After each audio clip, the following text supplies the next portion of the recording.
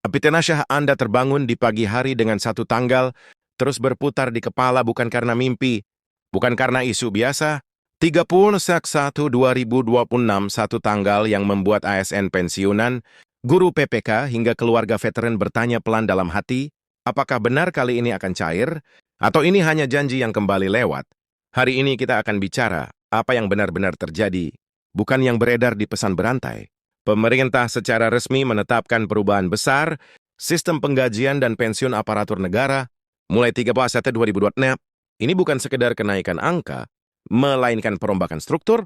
Kebijakan ini menyentuh ASN aktif PPK, guru non-ASN TNI Polri, hakim pensiunan, dan veteran.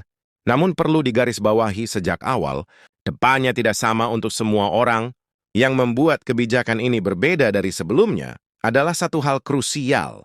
Prapelunasan 12 bulan dibayarkan sekaligus, tidak dicicil, tidak ditunda ke kuartal berikutnya. Bagi sebagian golongan, ini berarti jutaan rupiah masuk dalam satu hari, namun Besi akan merasakannya dengan cara yang sama. Mari kita luruskan pelan-pelan. Sistem baru menghitung secara individual. Biar dasar kas, angkat yang masa kerja, tunjangan keluarga, status resmi, tunjangan kinerja kelas, jabatan dan evaluasi unit, selisih hak lama vs hak baru selama 12 bulan. Satu data saja tidak valid, pembayaran bisa tertahan. Masalah yang paling sering terjadi, status menikah belum diperbarui, anak belum tercatat sebagai tanggungan, rekening bank tidak sesuai data resmi, dokumen pensiun lama belum sinkron, dana tidak hangus, tapi bisa tertunda berbulan-bulan. Disinilah kegelisahan muncul. Ada yang menerima besar, ada yang kecil, ada yang belum cair sama sekali, bukan karena pilih, kasih bukan karena permainan, karena sistem hanya membaca data, bukan cerita, bukan asumsi. Bagi pensiunan justru banyak yang menerima lebih besar, karena perhitungan masa pengabdian penuh bagi PPK dan guru non-ASN. Ini adalah pengakuan yang selama ini ditunggu.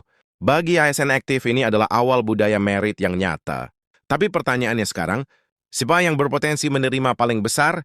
Siapa yang justru berisiko lebih kecil dari ekspektasi? Dan kesalahan apa yang paling sering membuat Raplan tertahan lama? Jawabannya bukan di pangkat. Bukanlah kerja, bukan di lama kerja, melainkan di satu hal yang sering diremehkan, kesiapan data. Pemerintah menegaskan, pendanaan kebijakan ini berasal dari realokasi anggaran dan surplus fiskal. Bukan utang baru, tujuannya jelas. Menjaga daya beli, menggerakkan ekonomi domestik, memberi stabilitas di tengah ketidakpastian global. Ini bukan kebijakan populis. Ini strategi ekonomi nasional. 30/1/2026 bukan sekedar tanggal pencairan. Itu adalah sepatah kek sewa. Data lengkap cair tepat waktu, rekening valid, hak utuh informasi resmi, pikiran tenang, negara sudah melangkah besar. Selamat malam pemirsa, kembali bersama Sentra Berita. Untuk laporan terkini hari ini kami akan membahas mengenai perkembangan ekonomi nasional dan dampaknya terhadap masyarakat. Sekarang tinggal satu hal yang tidak bisa diwakilkan siapapun, kesadaran pribadi. Jika ini dipahami, kenaikan gaji dan rapelan tidak hanya terasa di rekening, tetapi juga dirasa aman, adil dan bermakna, dan dari situlah era baru birokrasi profesional benar-benar dimulai.